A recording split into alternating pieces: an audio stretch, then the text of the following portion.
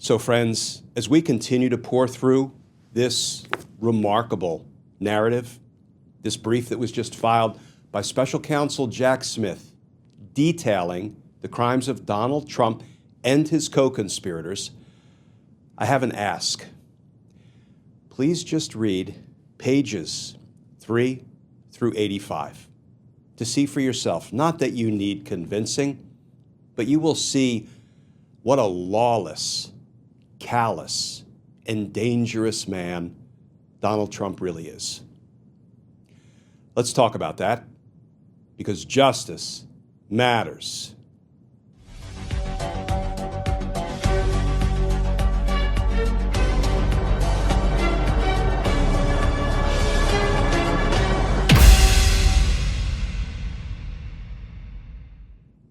Hey all, Glenn Kirshner here. So friends, there is so much in this 165-page brief, but I hope you'll focus on the facts, on the narrative, on the evidence that's contained in pages 3 through 85. Now, they're double-spaced pages. It's actually an easy read. It's a fairly quick read, and it documents the many criminal schemes of Donald Trump. And what I want to do today is start very briefly with the new reporting, and then I want to focus on just one of Donald Trump's criminal schemes.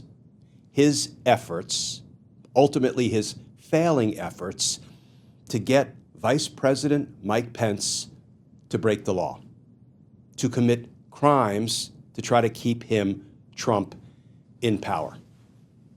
But let's start with the new reporting. Headline: Special Counsel Jack Smith provides fullest picture yet of his 2020 election case against Trump in new filing.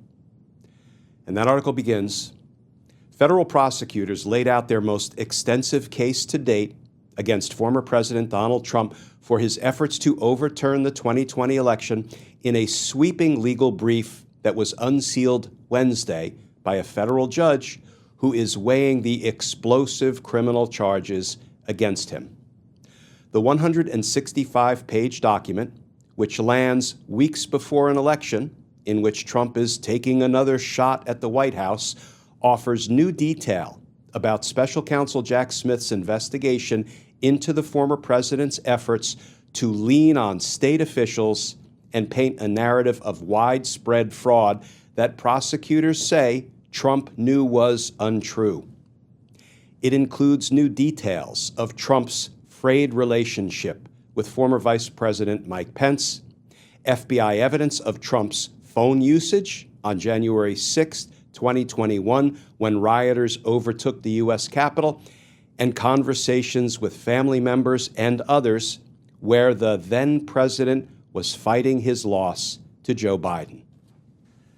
You know, friends, when you read the first, 80 or 85 pages of Jack Smith's new court filing, and I will put a link to this document in the description of this video, when you read what Donald Trump and his corrupt lawyers did, the number and nature of their crimes, their corrupt schemes, their criminal conspiracies, it's breathtaking.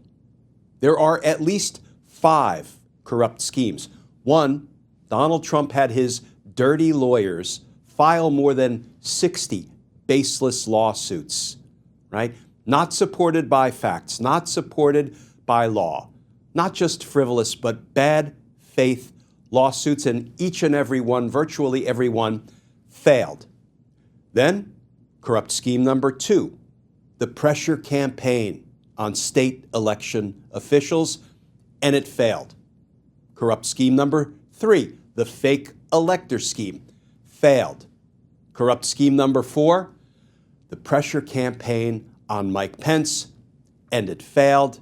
And then, corrupt scheme number 5, the insurrection, ordering an attack on the U.S. Capitol to try to stop the certification of Joe Biden's election win. 5 corrupt schemes, 5 criminal conspiracies. They all failed. Thank goodness. But let's focus for just a few minutes on the Mike Pence piece, because in a very real and direct sense, in fact, in a literal sense, Donald Trump was willing to sacrifice Mike Pence to his angry mob to try to unlawfully retain the power of the presidency. So let's look at just a little bit of what Jack Smith included in these 85 pages about the Mike Pence corrupt scheme. As the defendants, Trump's, various attempts to target the states failed, and the January 6 congressional certification approached, the defendant and his co-conspirators, his dirty lawyers, turned their attention to Pence, who, as president of the Senate, presided over the certification proceeding. In service of a new plan to enlist Pence to use his role to fraudulently alter the election results at the January 6th certification proceeding, defendant Trump and his dirty lawyers again used deceit. They lied to Pence, telling him that there was substantial election fraud and concealing their orchestration of the plan to manufacture fraudulent elector slates, fake electors, as well as their intention to use the fake slates to attempt to obstruct the congressional certification. And they lied to the public, falsely claiming that Pence had the authority during the certification proceeding to reject electoral votes, send them back to the states, or overturn the election, and that Pence agreed he had these boundless powers. So Trump lied to the public about Mike Pence having the power to overturn the election's results, which he did not have, and he lied to the public, claiming Mike Pence agreed that he had these boundless powers. Donald Trump set Mike Pence up. And with these lies, defendant Trump created the tinderbox that he purposely ignited on January 6th.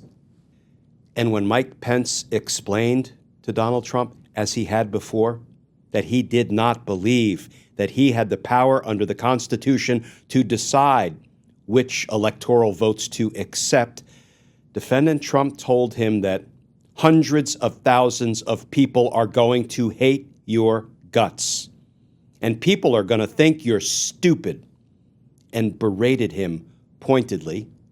You're too honest.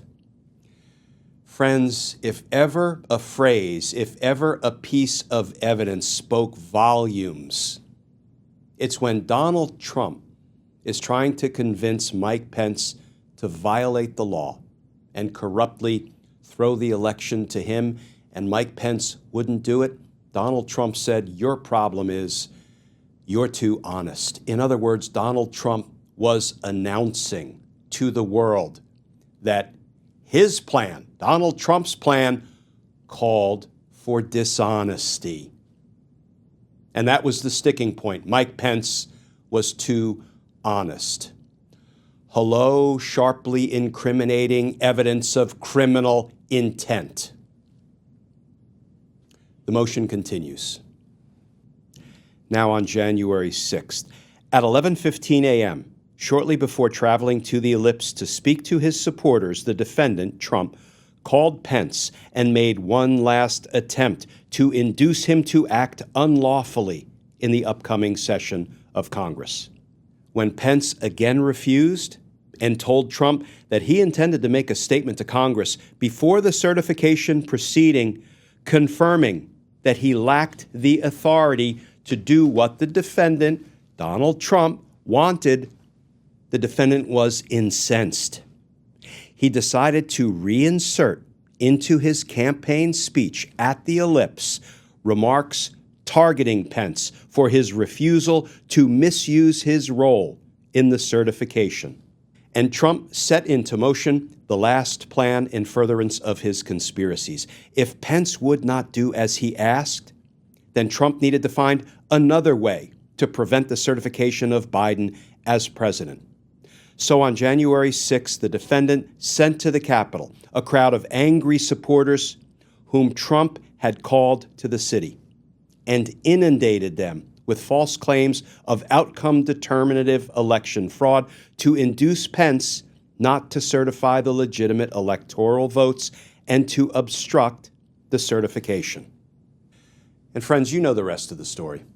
When Mike Pence would not join Donald Trump's corrupt scheme, his criminal conspiracy, Donald Trump tweeted out Mike Pence didn't have the courage to do what he should have done to save our country.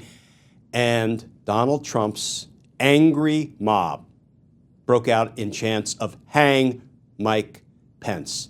Yes, Donald Trump was literally willing to sacrifice his vice president, Mike Pence, to try to retain the power of the presidency.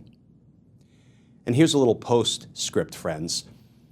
Donald Trump is never one to accept responsibility for any of his own misconduct, his own crimes. So get this.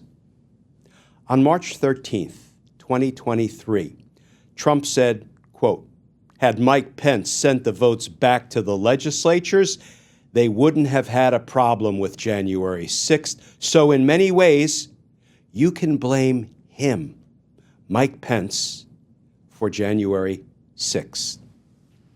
You know, friends, as long as we get to the polls, yes, in numbers too big to rig and too real to steal. And can I add, if your state has early voting, vote early. Do it now. My wife and I voted today, and damn, it feels good. Provided we get to the polls, Donald Trump and ultimately his as of yet unindicted co-conspirators, his dirty lawyers, Donald Trump will be held accountable, but only if we make sure he does not become president again. Because if he does, he will direct his corrupt attorney general to dismiss all federal cases against him. He will put a stop to all of his state court prosecutions. He will pardon all of his dirty lawyers, his co-conspirators. And then, let's face it, American democracy is done. So, as long as we get to the polls on November 5th, yes, Donald Trump will be held accountable for all of his criminal conduct. Because justice matters. Friends, as always, please stay safe. Please stay tuned. And I look forward to talking with you all again tomorrow.